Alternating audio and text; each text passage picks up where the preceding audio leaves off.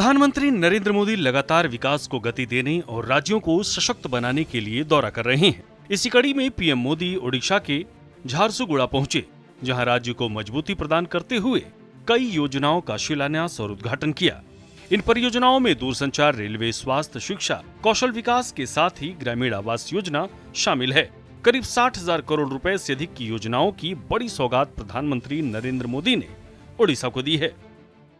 साथियों, 2014 में जब आपने हमें सेवा का मौका दिया तो हमने देश को कांग्रेस के इस लूट तंत्र से भी बाहर निकाला।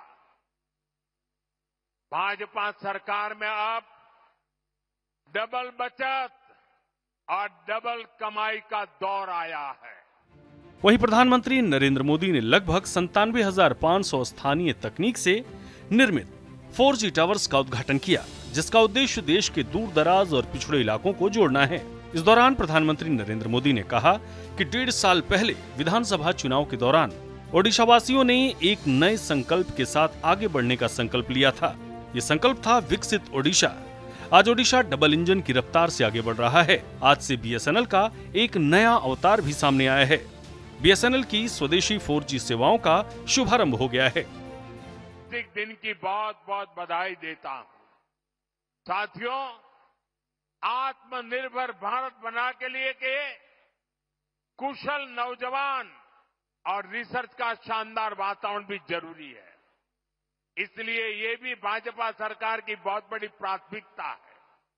आज ओडिशा सहित पूरे देश में एजुकेशन और स्किल डेवलपमेंट पर अभूतपूर्व निवेश किया जा रहा है।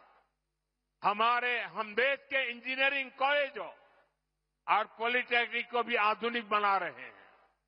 इसके लिए आज मेरिट नाम से एक स्कीम लॉन्च की गई है। इस स्कीम के तहत टेक्निकल एजुकेशन देने वाले संस्थानों पर हजारों करोड़ रुपए खर्च किए जाएंगे। इससे हमारे नौजवानों को अच्छी टेक्निकल एजुकेशन के लिए बड़े शहर जाने की मजबूरी नहीं रहेगी। प्रधानमंत्री नरेंद्र मोदी ने कहा कि बीजेपी सरकार गरीबों की सेवा और उन्हें सशक्त बनाने वाली सरकार है। हम गरीबों, दलितों, पिछड़े वर्गों और आदिवासियों को बुनियादी सुविधाएं उपलब्ध कराने पर जोर देते हैं। हमारी सरकार ने अब तक देश भर में 4 करोड़ से ज्यादा गरीब परिवारों को पक्के घर उपलब्ध कराए हैं। ओडिशा में भी हजारों घरों के निर्माण का काम तेजी से चल रहा है। हमारी सरकार अभी तक देश में 4 करोड़ से अधिक गरीब परिवारों को पक्का घर दे चुकी है। ओडिशा में भी हजारों घर बनाने का काम तेजी से चल रहा है। इसके लिए हमारे मुख्यमंत्री मोहन जी और उनकी टीम प्रशंसनीय कार्य कर रही है। आज भी करीब 50,000 परिवारों को नए घरों की स्वीकृति मिली है। इस दौरान प्रधानमंत्री नरेंद्र मोदी ने ब्रह्मपुर और उधना सूरत के बीच अमृत भारत एक्सप्रेस ट्रेन को हरी झंडी दिखाकर रवाना किया। इस ट्रेन के चलने से पर्यटन को बढ़ावा मिलेगा, नए रोजगार के अवसर पैदा होंगे। ये ट्रेन गुजरात और ओडिशा को सीधे जोड़ने वाली एक महत्वपूर्ण कड़ी साबित होगी। हमारा संकल्प है कि चीप से लेकर शीप तक हर चीज में भारत आत्मनिर्भर हो। मैं जरा आपसे पूछना चाहता हूं, आप जवाब देंगे? मैं पूछूं तो जवाब देंगे? पूरी ताकत से देंगे?